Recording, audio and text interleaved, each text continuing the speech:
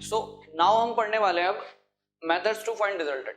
ठीक है, इससे पहले हमने जो पढ़ा था रिजल्टेंट क्या होता है बेसिकली एंड इक्विलिब्रियम क्या होता है। तो इक्विलिब्रियम के लिए रिजल्टेंट जीरो होना चाहिए। तो सबसे पहले हमारे लिए ऑब्जेक्टिव क्या है, रिजल्टेंट फाइंड आउट करना।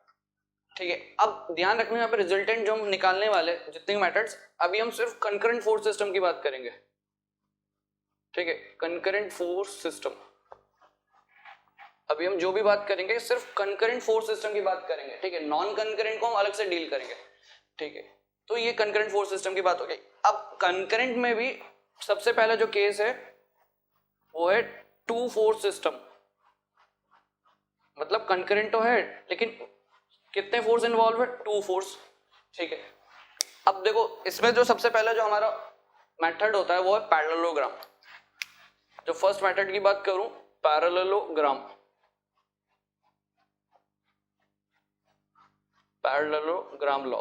ठीक है, अब देखो सिंपली क्या होगा, अब टू फोर्स सिस्टम है कंकरेंट, ऑब्वियस सी बात है, तो एक पॉइंट से पास होते हुए जाएंगे। तो हम क्या करते हैं, देखो इसमें सिंपली देखो ये कोई पार्टिकल है जिसमें फोर्स अप्लाई हो रहे हैं, ये फोर्स F1, ये फोर्स F2। ठीक है, ये कोई पार्टिकल है, सपोज ए पार्टिकल पे F1 फोर्स लग रहा है, F2 फोर्स लग रहा है, एंड दोनों के बीच में जो एंगल है वो है थीटा। ठीक है, अब देखो F1 F2 हो गया। अब पैरेललोग्राम लॉ के अकॉर्डिंग क्या है, F2 के करस्पॉन्डिंग यहां पैरेलली हम ड्रॉ करेंगे। ठीक है, ये हमने F2 ड्रॉ कर दिया, और F1 के करस्पॉन्डिंग पैरेलली यहां पे F1 ड्रॉ करेंगे। ठीक है, तो ये हो गया हमारा बेसिकली F1। ठीक है, ये F1 ये, तो ये बेसिकली हमारा F1 हो गया, ये हमारा F2 हो गया। ठीक है, अब देखो ये जो लाइन हमने ड्रॉ करी थी, ठीक है, ये लाइन जो हमने ड्रॉ करी, ऑब्वियसली बात है इसका एंगल जो थीटा है वही एंगल सेम यहाँ पे होने वाला एंगल थीटा।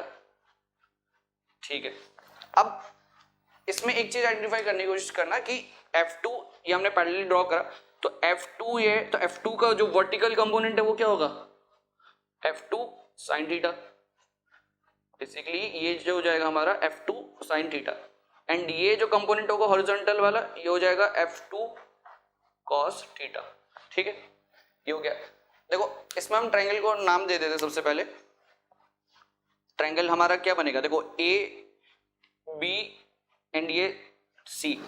पैरेललोग्राम में हमने पढ़ा क्या था सिंपली, कि जब भी हम दो फोर्स सिस्टम को पैरेललोग्राम की दो एडजेसेंट साइड से रिप्रेजेंट करते हैं मैग्नीट्यूड और डायरेक्शन के लिए, तो जो पैरेललोग्राम का जो डायगोनल होगा वो क्या देगा, रिजल्टेंट।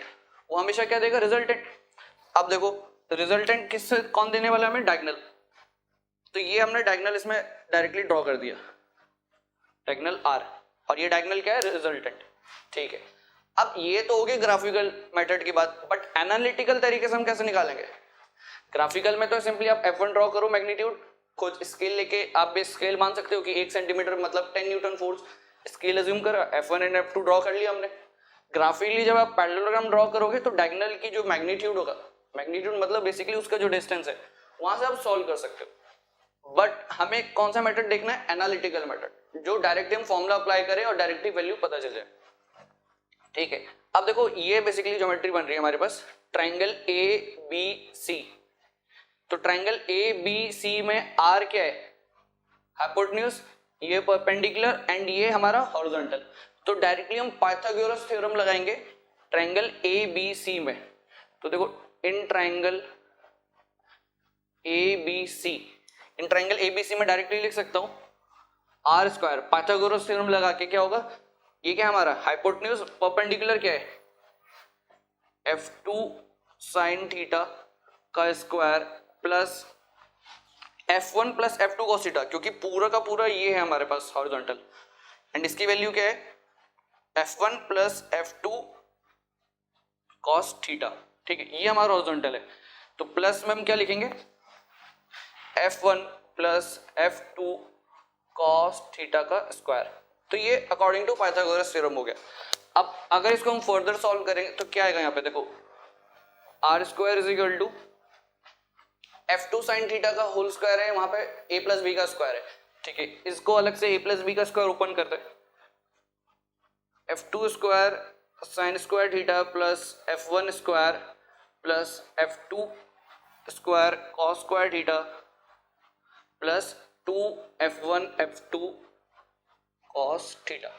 ठीक है, एंड यहां से आपको एक आइडेंटिटी पता होगा, sign square theta plus cos square theta क्या होता है 1, तो डायरेक्टली ये टर्म यहाँ पे बन जाएगा R square is equal to, देखो f1 स्क्वायर तो एज इट इज रहेगा प्लस f2 स्क्वायर अगर मैं कॉमन ले लूं तो क्या बचेगा अंदर, sine square theta plus cos square theta.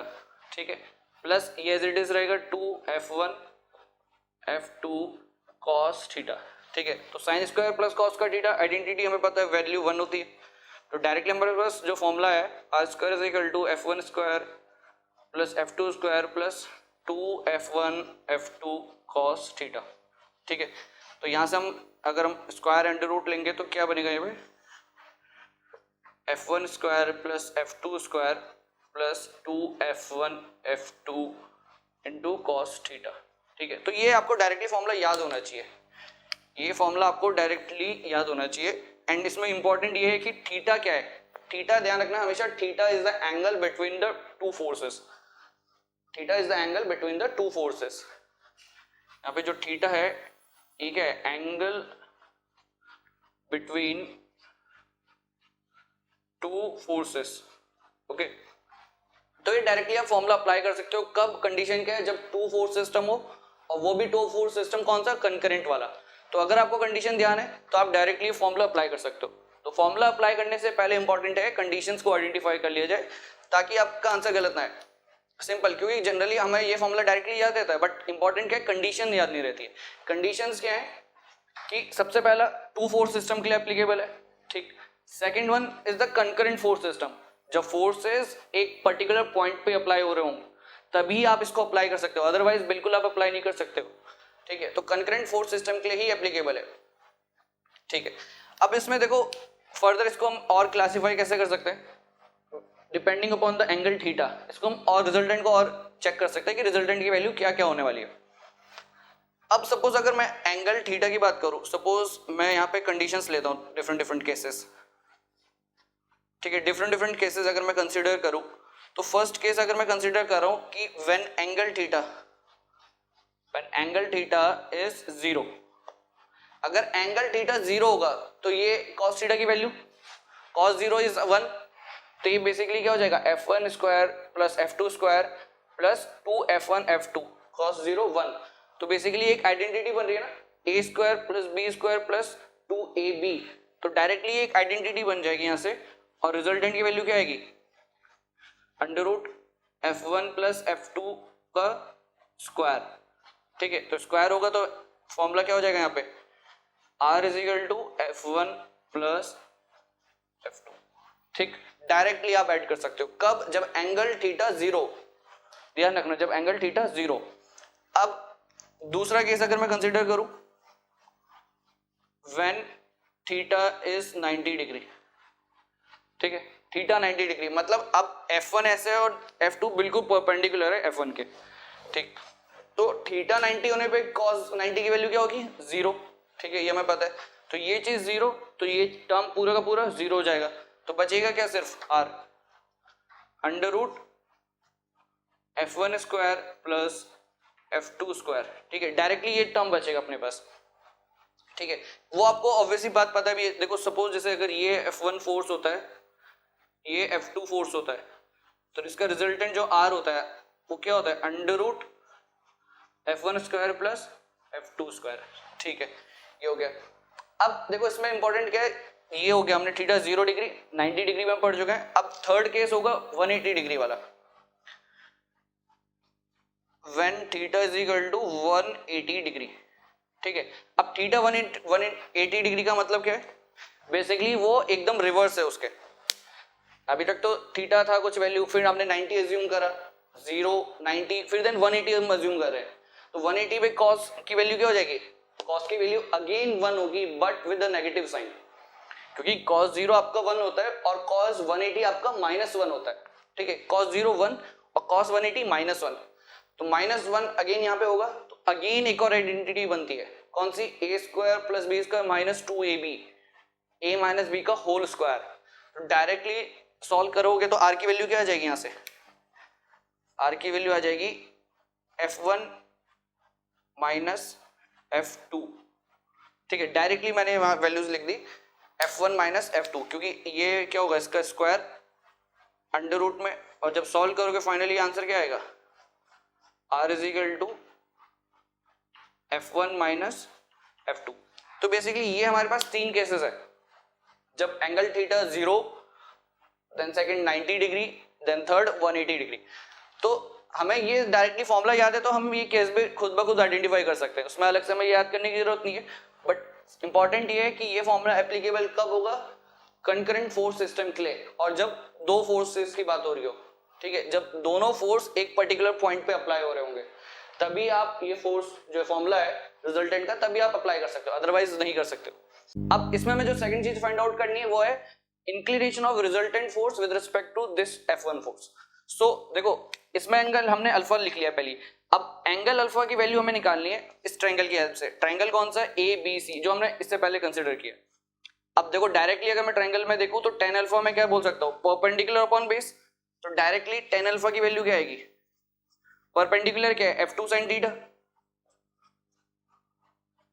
F2 sin theta, and the base क्या होगा हमारा, F1 plus F2 cos theta, F1 plus F2 cos theta. तो ये डायरेक्टली हमारे पास इंक्लिनेशन आ गया रिजल्टेंट फोर्स का with respect to this F1 force. So अब अगर हमें ये 2 फोर्स सिस्टम दिया है तो हम पैरेललोग्राम लॉ यूज करेंगे। इन केस अगर 2 फोर्स से ज्यादा हमें दिए हैं, 3 फोर्स सिस्टम या 4 फोर्स सिस्टम या 5 फोर्स सिस्टम दिया है, तो हम उसमें पॉलीगन लॉ यूज कर सकते हैं। ठीक है, अब जो हम नेक्स्ट पढ़ेंगे बेसिकली वो है ट्राइंगल लॉ।